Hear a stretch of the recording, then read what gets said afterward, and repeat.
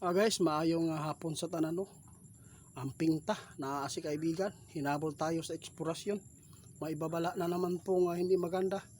Mga idol, tandaan po natin ang babala ng ating mga kaibigan at yung mga iba pang mga manghuhula at nagpapaabot sa social media. Huwag kayong magalit dahil hindi naman po yan krimen ang kanilang ginagawa, kundi ikakabuti at makahanda tayo sa anumang pangyayari. Pakinggan po ninyo itong impormasyon ng ating kaibigan. Lindol po ito. Puro lindol po ang nakikita ng ating kaibigan, mga idol. Talagang nakakabahala ito. Kaya itatanong po natin kung saan po ito, kaibigan. Oo nga, bakit napasugod ka dito? Mag-i-expose sana ako. Ano po nakikita po niyo sa ibang bansa? Guys, mga Pilipino nating kababayan, no? Nag-alala si kaibigan. Maghanda po kayo dahil may nakikita si kaibigan na masamang pangyayari din. Dahil po may sign po na pumasok sa kanila na may lindol po daw doon sa ibang bansa. Diyos ko. Oo nga, baka po no, may mga kababayan po nating yung mga Pilipino ba na nakaranas po ng malakas noon ng lindol. Nagbabala ang ating kaibigan na huwag tayong magkampante. Kailangan po maging alisto. Dapat mayroon tayong flashlight lagi, mga idol, kapag gabi ha.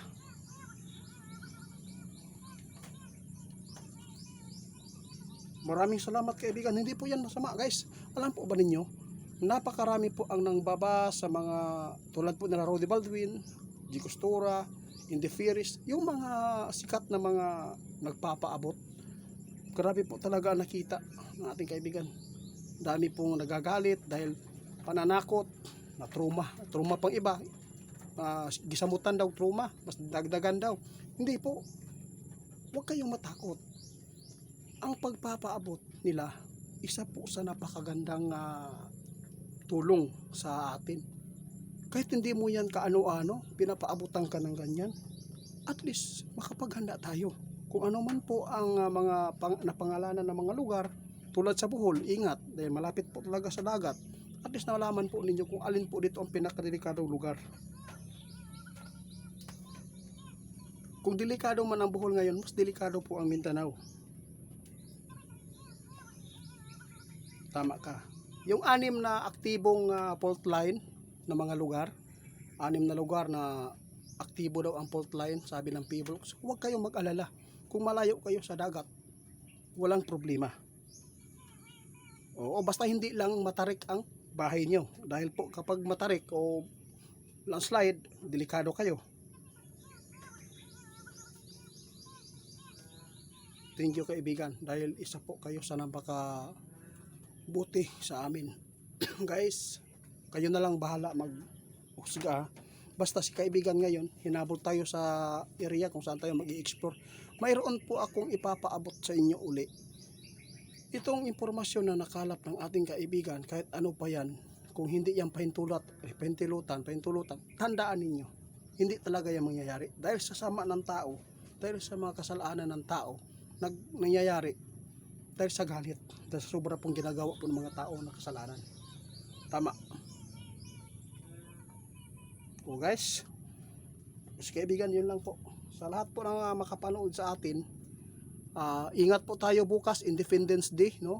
Hindi po natin alam po ang mga mangyayari pa. Mag-ingat tayo dahil meron pong hinuhulaan si kaibigan na mangyayaring madugo na mangyayari dito sa Pilipinas dahil sa flood control na kaguluhan. Dahil po ang mga tao ang mga tao na humahabol sa mga kawatan, sila pa ang binabaliktad ba? No? Binaliktad pa nila at kinakasuhan pa. Cyber, grabe naman yan. Puro na lang sila kaso, mga idol. Tandaan, ngayon impeachment naman po ni Sara ang inatupag.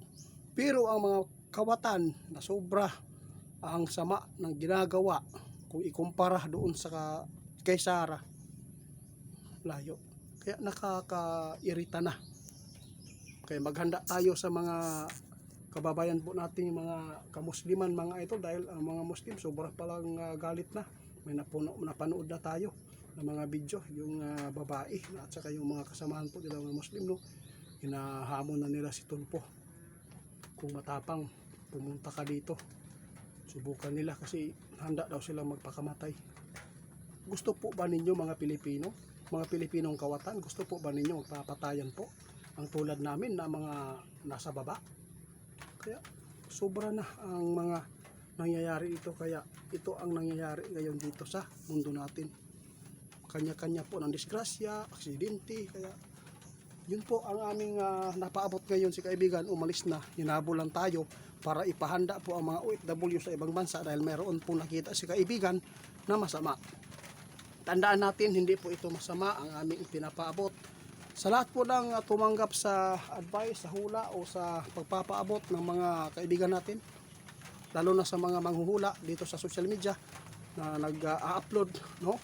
Pasalamatan natin sila mga idol. Salamat sa inyong suporta dahil po isa po kayo sa napakabuti.